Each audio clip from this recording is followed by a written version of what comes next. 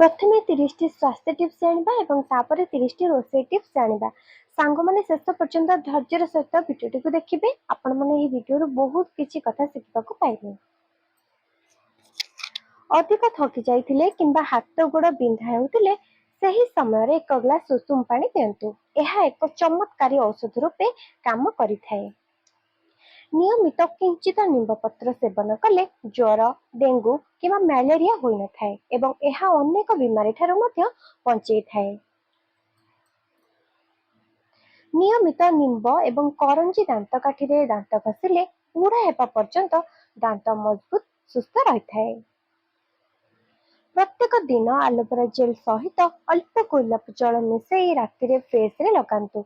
सकाळ को मुह धोइबा परे मुह सुंदर देखा जायଥାଏ। पैड पानी पीवा शरीर पाई अधिक भल किंतु सकाळ 11टा मध्यरे पैड पानी पीदेवा बहुत भल होइଥାଏ। यह स्वास्थ्य पक्षे बहुत भल एवं गर्भवती महिला माने मध्य पैड पानी पीवा बहुत जरूरी अटे।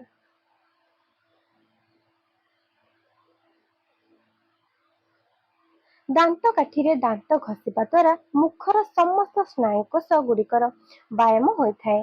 दांतर व्यायाम हेबा सहित दांत मजबूत होइଥାଏ।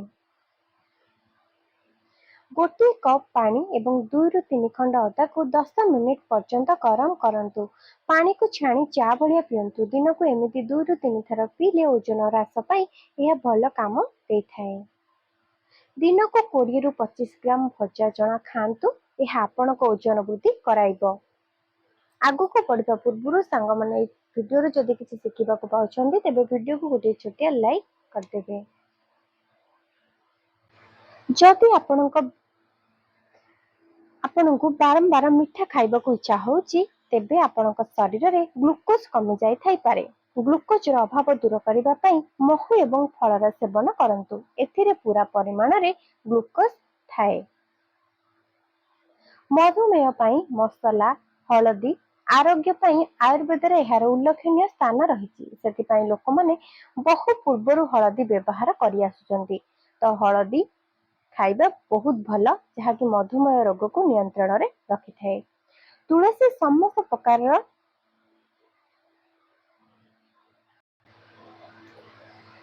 प्रयोग करा जाए। विशेष करी कफ बात एवं विषम ज्वर रे यह उपयोगी। प्रतिदिन एहार पत्र सेवन कले विषम ज्वर हेबार आशंका न थाए।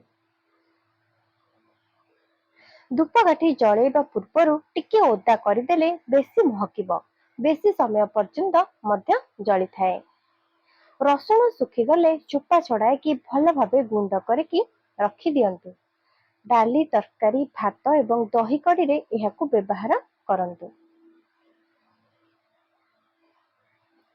सूता चादर टेबुल क्लॉथ कुशन कवर एवं तकिया खोल सामान्य मंड व्यवहार करंतु। एहा द्वारा लोचा कोचा हेब नाही। इस्त्री करिबा परे पुणी नुआ परी देखा जिवो। ओइठा बासन रे किछि लूण पानी ढाळिकी किछि समय रखिकी सही बासन को रगड़िकी माजी देले बासनर चमक आहुरी अधिक वृद्धि पाइଥାଏ। काच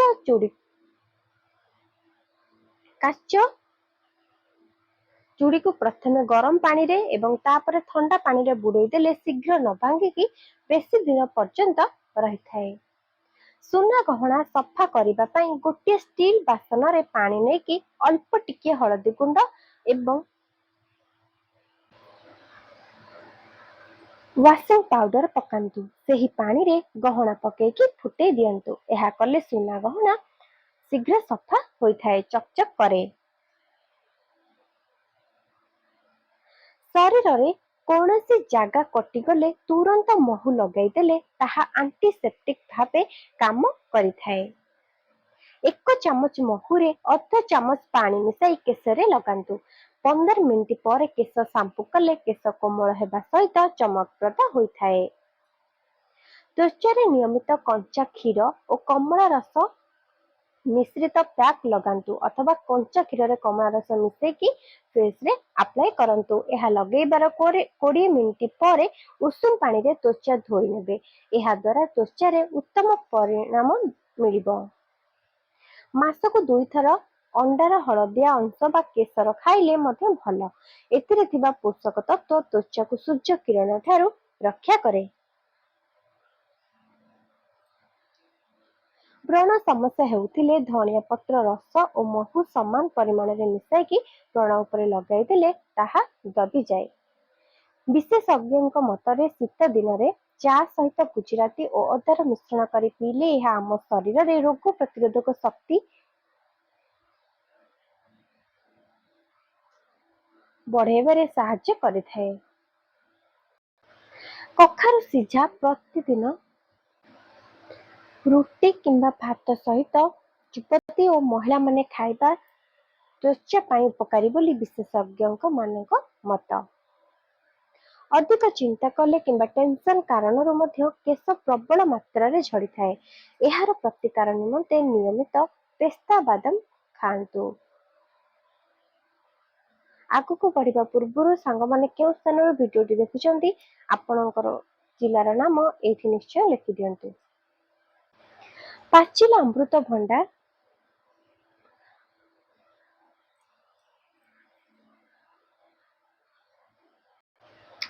फाळे को भल भाबरे ग्राइंडिंग करी सेथिरे टमाटो रस और महू मिसाई त्वचा रे पैक भली लगांतु। एही पैक त्वचार रंग सफा करिबारे सहायक होइथाए। केते जन अधिक सौंदर्य पाई दिन में बार बार मुह धुअंती।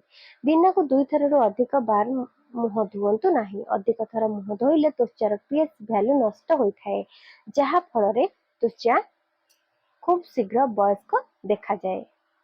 उत्तम और स्वस्थ त्वचा पाई प्रति 15 दिन को थरे बांफ नेबा आवश्यक। बांफ नेबा द्वारा त्वचा उत्तम भावे रक्त संचालित हुए और चमक मध्य आसीथाए। टमाटो त्वचा को सुस्थ रखे। दैनिक सकाळे टमाटो रस पीवा सह बेसन पैक रे एहाकू व्यवहार कले दाग सब दूर होइथाए। औषध एक्सपायरी हो जाइछि तो एहाकू एक पानी रे गोटिए कपड़ा रे भिजै दियंतु।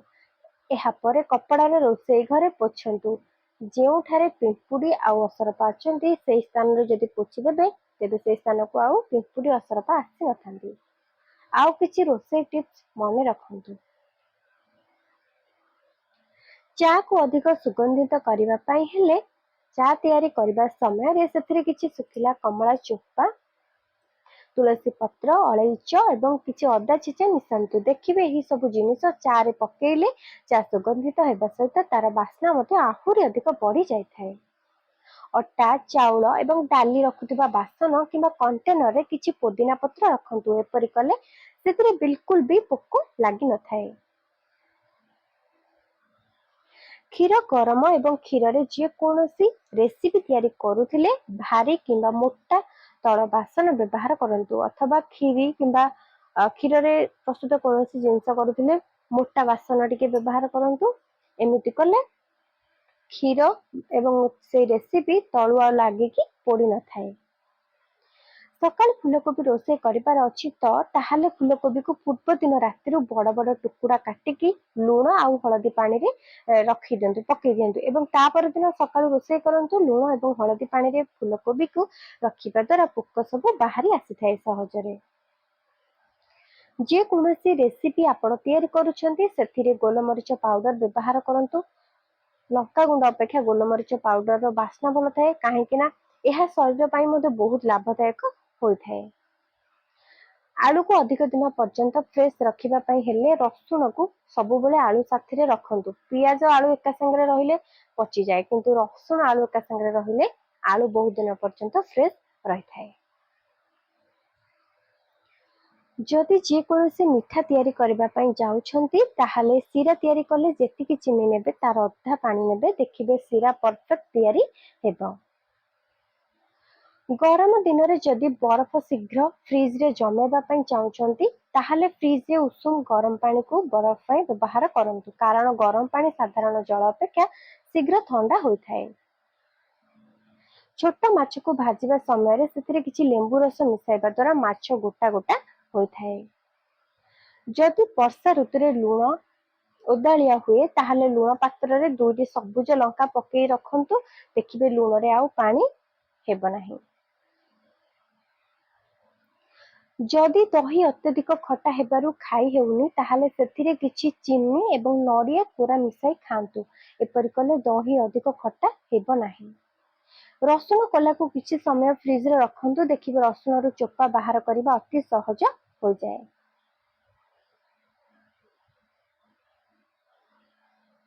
अंडार हलदिया अंशरे गोटे चामच मैदा मिसाई फेंटिले आमलेट आहुरी अधिक फुली थाए।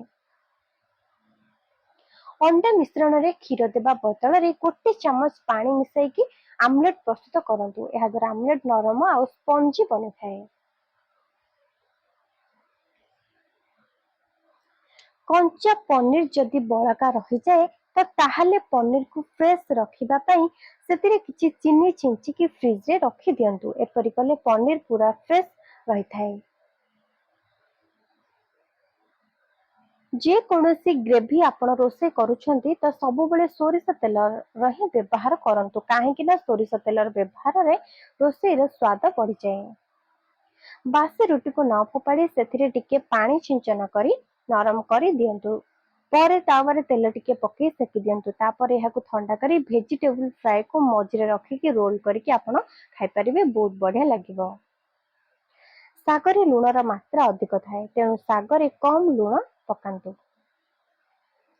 ଯଦି ଆପଣ ମାନେ ମାଟି ଚୁଲି ବଦଳରେ ଗ୍ୟାସ ଚୁଲା ବ୍ୟବହାର କରୁଛନ୍ତି ତାହେଲେ ଆଳୁ ପୋଡିବା ବହୁତ କଷ୍ଟକର ହୋଇଥାଏ।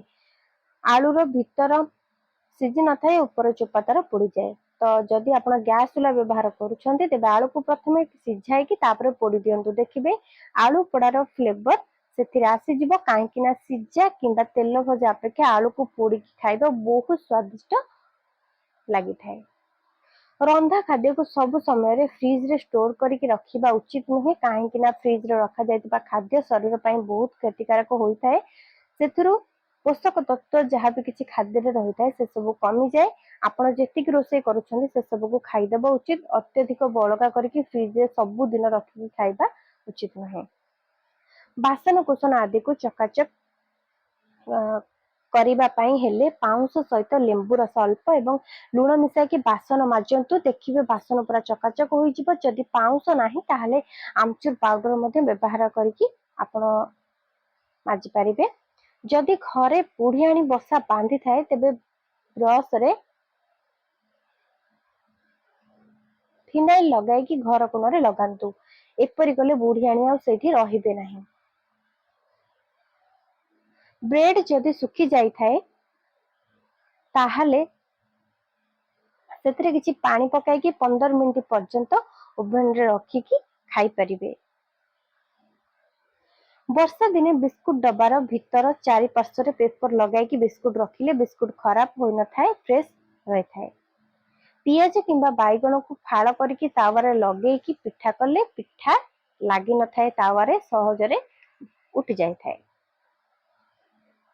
जे कोनोसी पकोड़ा तैयारी करबा पई हेले बेसन रे किछि कॉर्नफ्लोर मिसाई पकोड़ा प्रस्तुत करंतु। एपरि कले पकोड़ा क्रिस्पी हेबा सहित स्वादिष्ट मध्य होय थाए। कदली काटिले हाथ कला पड़ जाए, तेणु कला दाग छाड़िबा पई आलू काटिकी घसंतु किंबा आलू पेस्ट को हाथ रे लगांतु। एमिति कले कदली काटिबा द्वारा हाथ जो कला पड़ी थाए से दाग आउ होय न थाए।